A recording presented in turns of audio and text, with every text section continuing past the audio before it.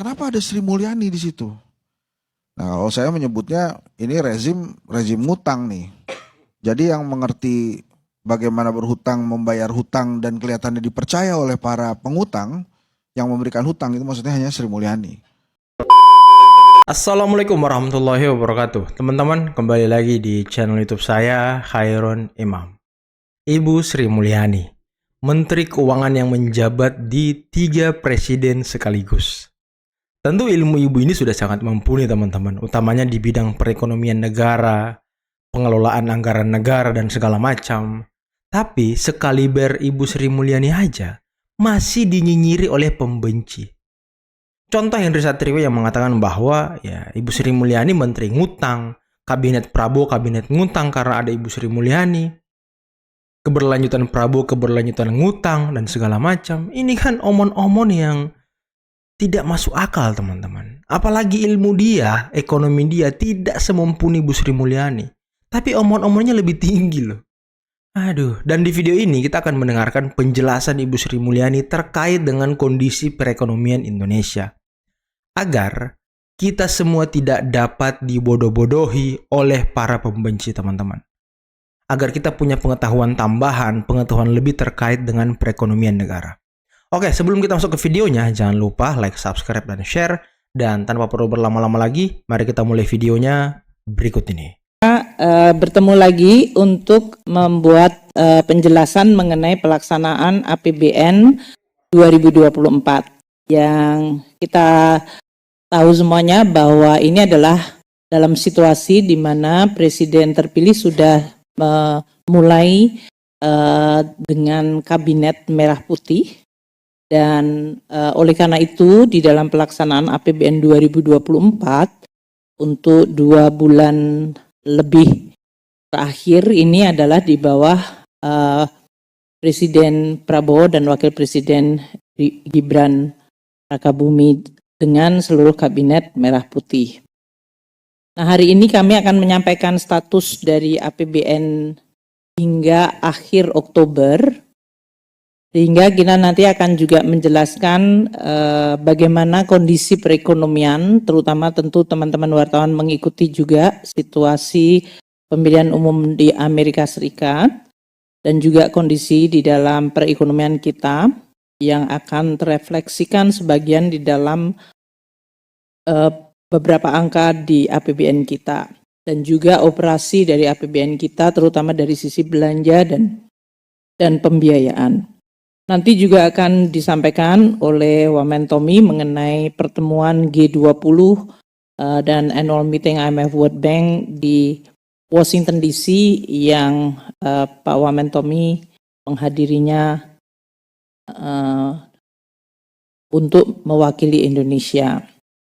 Di dalam pertemuan ini, teman-teman wartawan juga sudah notice bahwa Kementerian Keuangan menambah satu lagi wakil menteri, yaitu Wakil Menteri Anggito Abimanyu.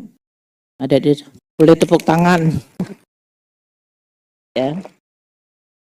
Beliau bukan wajah yang asing di Kementerian Keuangan karena dulu bersama saya juga sebetulnya di Kementerian Keuangan pada periode 2004-2010.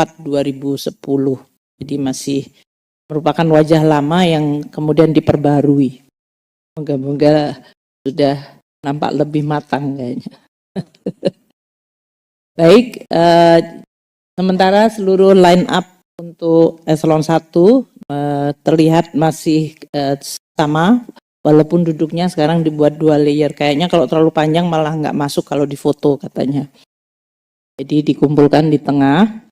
Teman-teman wartawan barangkali juga sudah melihat bahwa di Kementerian Keuangan akan ada perubahan nomenklatur dari beberapa yang nanti mungkin kita sampaikan apabila ada yang bertanya. Tapi kalau tidak ya mungkin nanti di lain kesempatan. Baik, itu adalah beberapa hal yang mungkin update dan perubahan terhadap Kementerian Keuangan.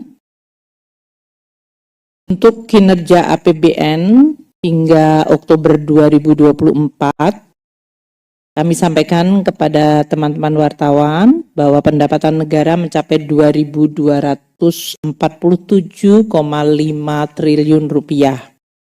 Ini artinya 80,2% dari target APBN 2024 sudah kita kumpulkan dan ada kenaikan 0,3% dibandingkan periode Oktober tahun 2023.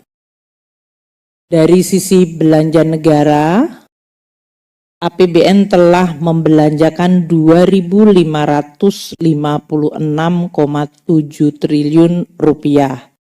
Ini artinya 76,9%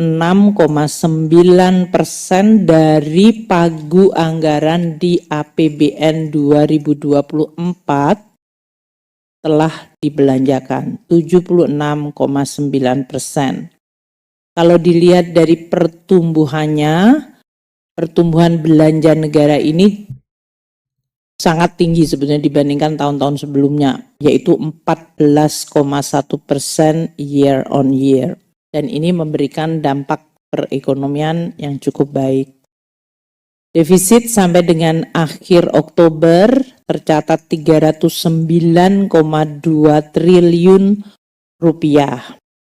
Atau kalau dalam GDP 1,37% terhadap PDB atau produk domestik bruto atau gross domestic product. Ini masih lebih kecil dibandingkan pagu defisit APBN 2024 yang telah ditetapkan bersama-sama dengan DPR. Sedangkan dari sisi keseimbangan primer, kita masih mengalami surplus sebesar 97,1 triliun rupiah.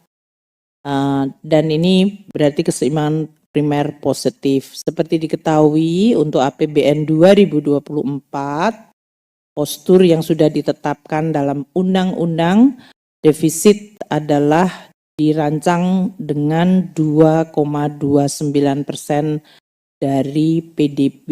Ini berarti defisit ini masih lebih kecil dibandingkan yang ada di dalam APBN undang-undang.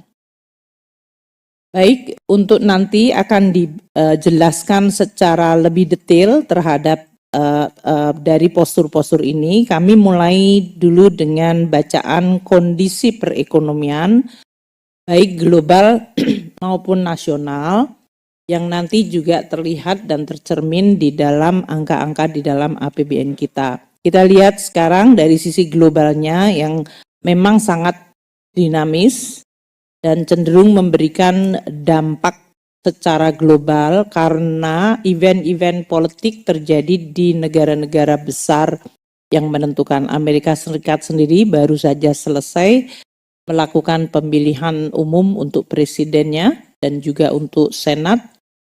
Di situ terlihat bahwa Presiden Donald Trump terpilih kembali ya di dalam pemilu ini.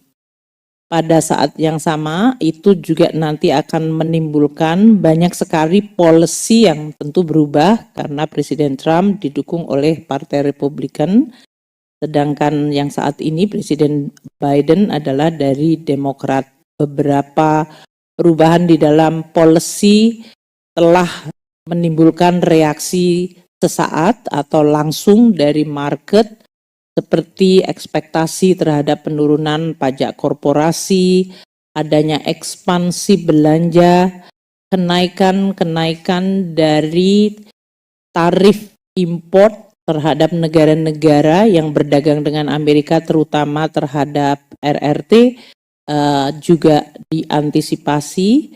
Kemudian antisipasi terhadap bagaimana dampak terhadap masalah keamanan dan perang di berbagai kawasan di dunia. Satu hal yang juga sangat berbeda adalah Presiden Donald Trump itu dari sisi isu perubahan iklim sangat berbeda dibandingkan Presiden Biden dari Partai Demokrat, di mana untuk Presiden Trump lebih komitmen untuk penurunan CO2 terutama dari energi itu berbeda atau tidak mengikuti seperti yang dilakukan oleh Presiden Biden. Ini tentu akan memberikan dampak baik terhadap harga minyak dunia maupun terhadap tren ke depan dari isu-isu yang terkait dengan climate change maupun energi. Ekonomi Amerika sendiri masih sangat resilient, pertumbuhan kuartal ketiganya di 2,7%, pasar tenaganya masih cukup kuat, pengangguran di 4,1%, dan inflasi sudah mulai menurun di level 2,4%. Inflasi ini karena adanya sedikit kenaikan harga pangan yang telah menyebabkan Federal Reserve melakukan kebijakan untuk memangkas kembali suku bunga Fed Fund Rate 25 basis point pada 2 hari yang lalu. Yield US Treasury terutama yang 10 tahun mengalami kenaikan karena ekspektasi terhadap nanti APBN di Amerika Serikat yang cukup ekspansif. Sehingga yield dalam hal ini naik pada level 4,4% dan dolar mengalami penguatan. Ini semuanya terjadi di Amerika Serikat, tapi karena Amerika Serikat adalah negara terbesar di dunia dari sisi size ekonominya dan penggunaan US dollar bahkan melebihi lebih dari 50% transaksi di seluruh dunia tentu mempengaruhi ke seluruh perekonomian global.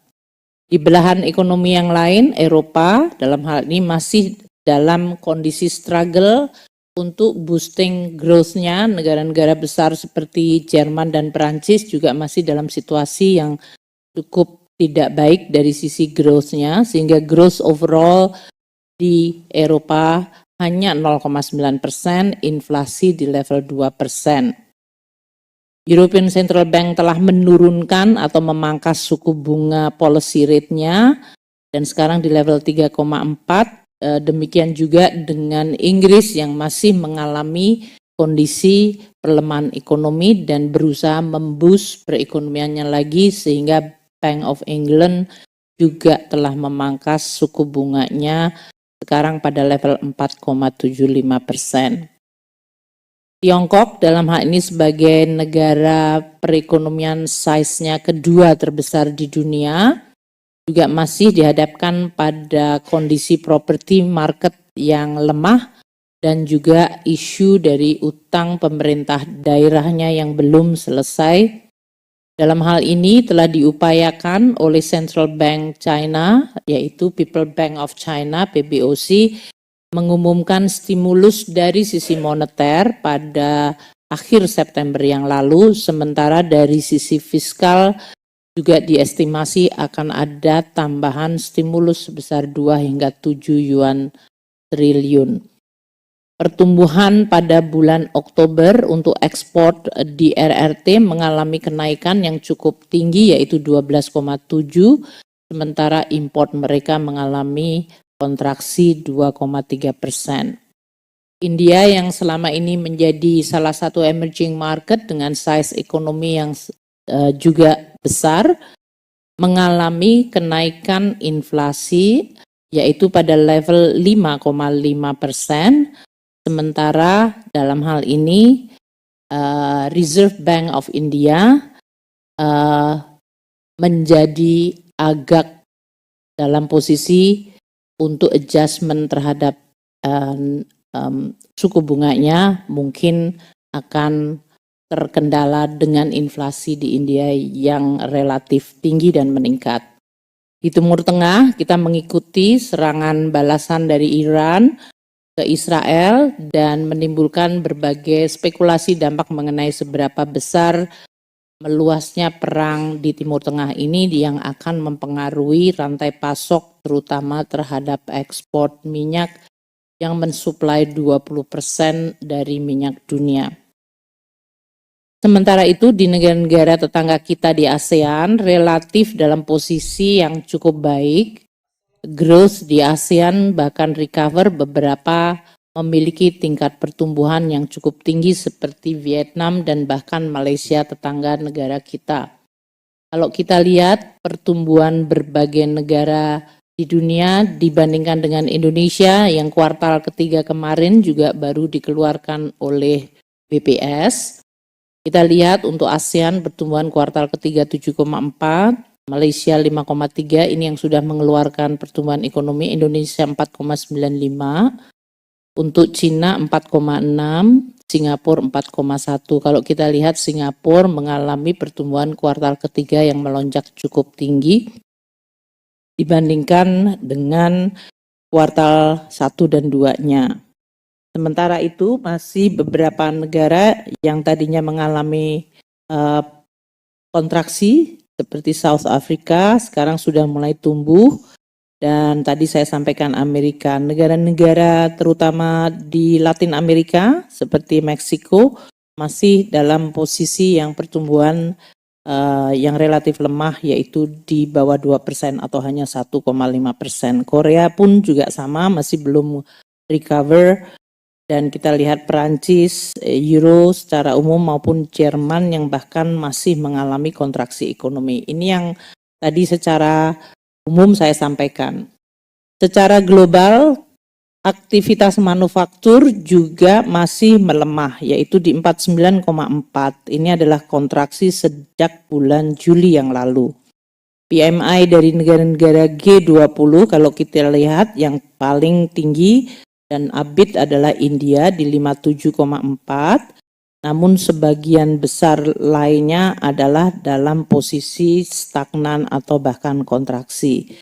Jadi kalau kita lihat distribusi dari PMI pada bulan Oktober untuk negara-negara G20 dan ASEAN 6 yang kontraktif 56,5%, sedangkan yang ekspansif adalah 43,5%.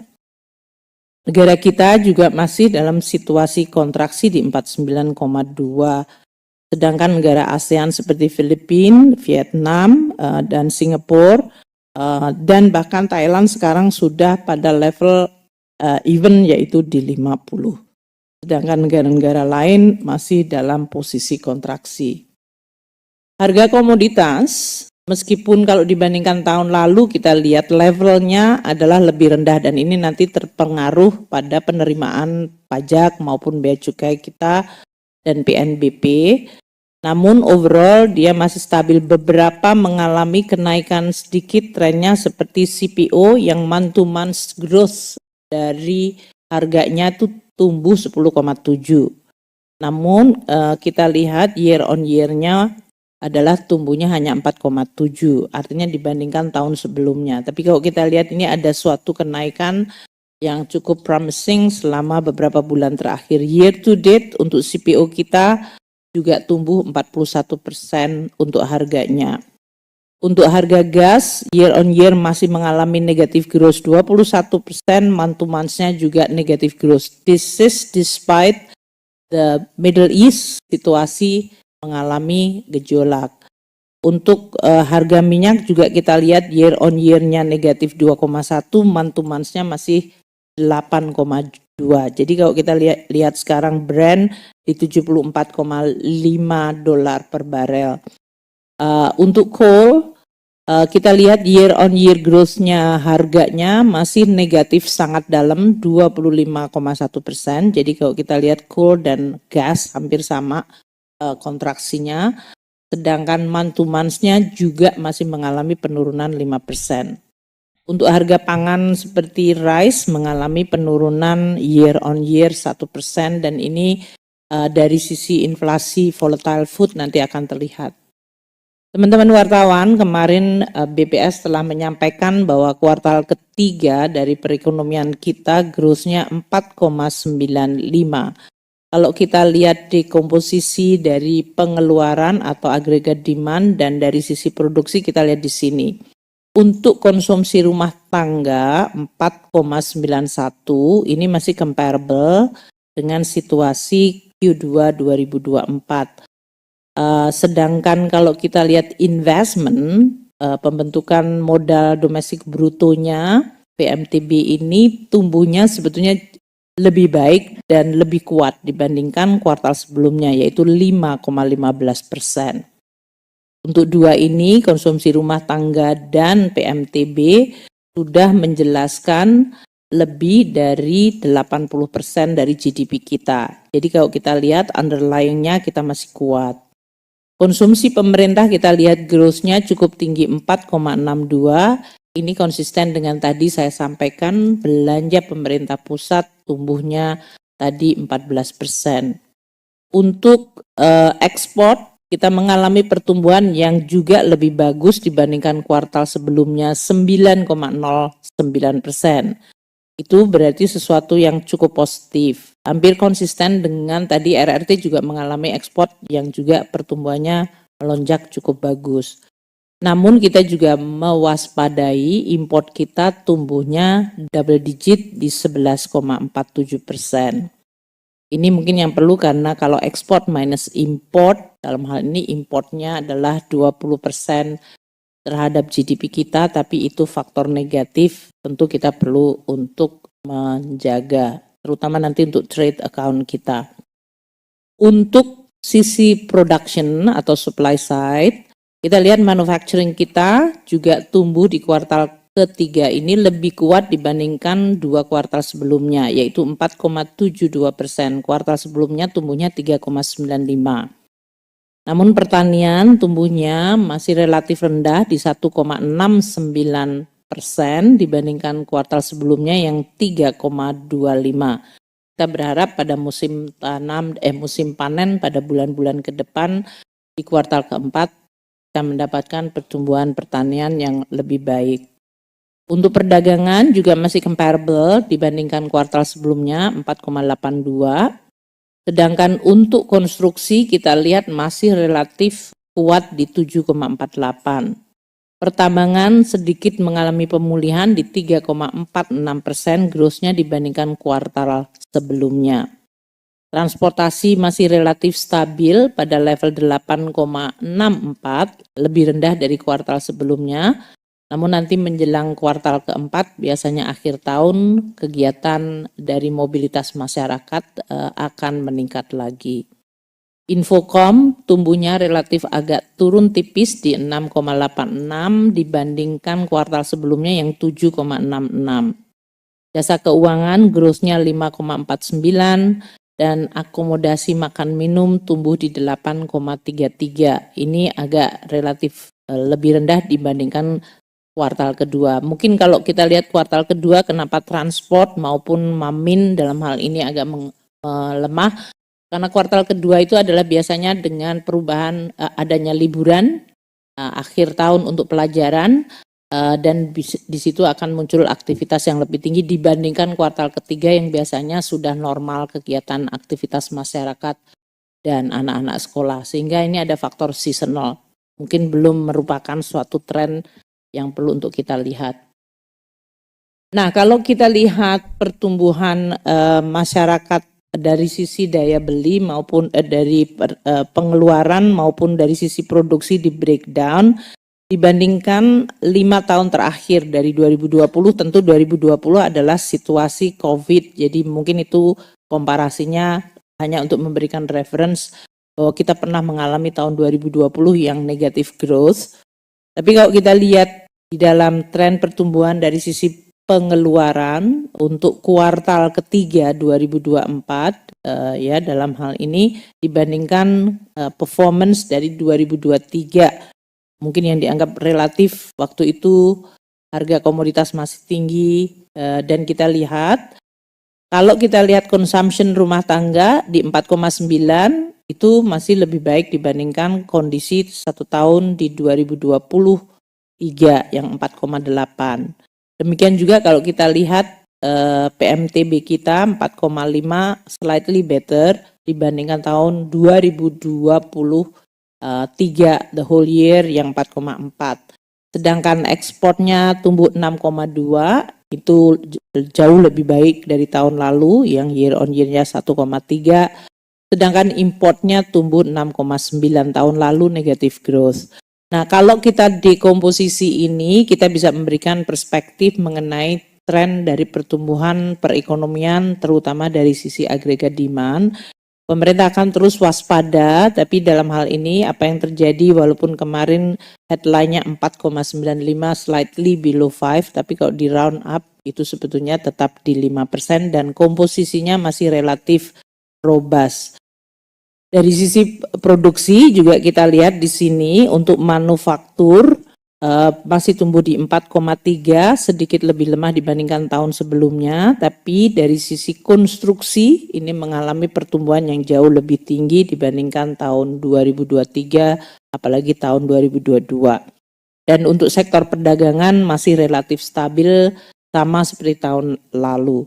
Jadi ini untuk memberikan perspektif bahwa pemerintah mewaspadai tren dari pertumbuhan ekonomi kita sama dengan indikator-indikator lain seperti inflasi, kemudian kesempatan kerja atau unemployment dan kemiskinan, maupun berbagai indikator lain yang merupakan indikator yang ada di dalam APBN yang harus kita terus lihat.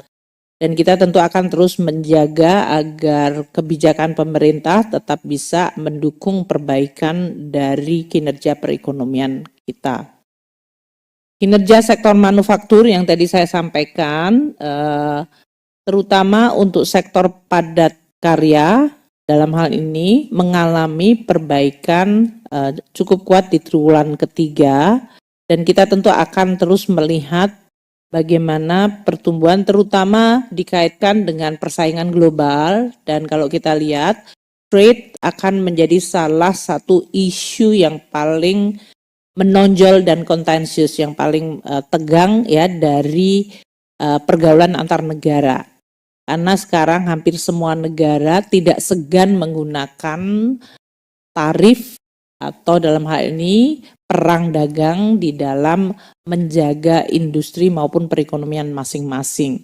Ini adalah sesuatu yang harus menjadi juga perhatian bagi kita semuanya. Dalam hal ini bagi Presiden Prabowo telah menyampaikan pada para menteri untuk terus berkoordinasi di dalam melihat perkembangan dari sektor manufaktur maupun dari sisi perkembangan trade antar negara ini.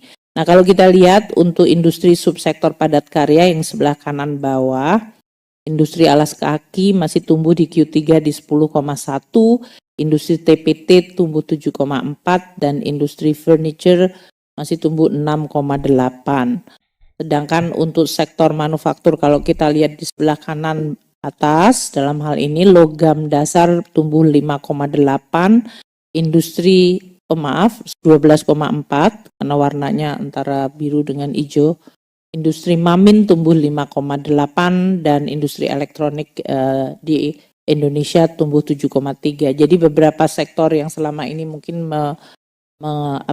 menarik untuk diikuti masih relatif tumbuh cukup baik meskipun kita tetap waspada terhadap berbagai perkembangan terutama dikaitkan dengan perubahan konstelasi geopolitik dunia. Untuk harga pangan yang cukup baik tadi telah menyumbangkan tadi terjaganya daya beli masyarakat. Makanya konsumsi yang masih tumbuh di 4,9 itu menggambarkan bahwa daya beli masyarakat tahun lalu tadi kita lihat untuk growth itu konsumsi tumbuhnya 4,8. Ini karena Anda lihat tahun-tahun lalu itu harga pangan melonjak sangat tinggi dan itu menyebabkan pertumbuhan dari consumption dari rumah tangga agak mengalami tekanan. Tahun 2024 ini kita terus mengalami menjaga harga pangan ini dan ini tampak dari pertumbuhan konsumsi rumah tangga yang masih terjaga tadi di 4,9. Indonesia dari sisi inflasi masih relatif baik, 1,7%, kita konsisten tetap di bawah meskipun negara-negara mengalami, terutama bahkan negara maju, sempat mengalami pertumbuhan inflasi yang sangat tinggi. Meskipun mereka sekarang sudah cenderung turun di 2%, tapi tadi kita lihat di Eropa, beberapa masih juga mengalami inflasi yang relatif untuk 2% itu untuk ukuran Eropa masih lebih tinggi. Kita lihat untuk beberapa emerging market masih mengalami inflasi yang relatif tinggi seperti India tadi 5,5%, bahkan Rusia di 8,6.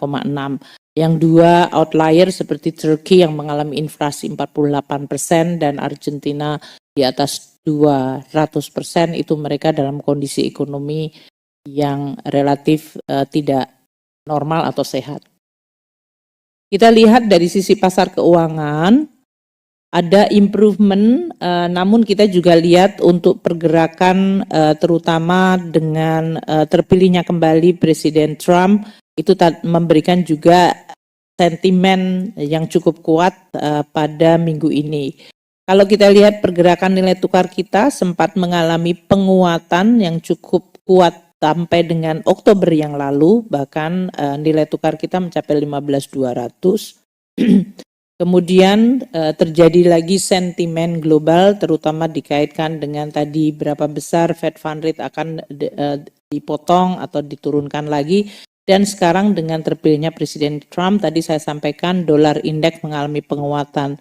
Sehingga nilai tukar rupiah kita kemarin cenderung dalam minggu ini mengalami tekanan. Namun overall nilai tukar kita mengalami koreksi 2,68%. Kalau dibandingkan dengan banyak negara-negara yang lain, baik negara G7 maupun G20, Indonesia relatif masih cukup baik dari sisi nilai tukar kita. Depresiasi 2,68%, dibandingkan seperti Kanada bahkan depresiasinya 4,46%, dan Filipina di 5,69 untuk pesonya, Korea di 6,79. Kita lihat yield dari surat berharga negara kita, yaitu Indo yang merah 6,76, sedikit mengalami peningkatan pada minggu terakhir ini, namun kemarin sebetulnya sampai dengan Oktober mengalami penurunan yang cukup baik. Kalau kita lihat dibandingkan US Treasury 10 tahun yang tadi mengalami tekanan ke atas di 4,4, spread antara Indo 10 tahun local currency bond dengan US Treasury 10 tahun dollar denominated, itu kita masih sangat cukup rendah.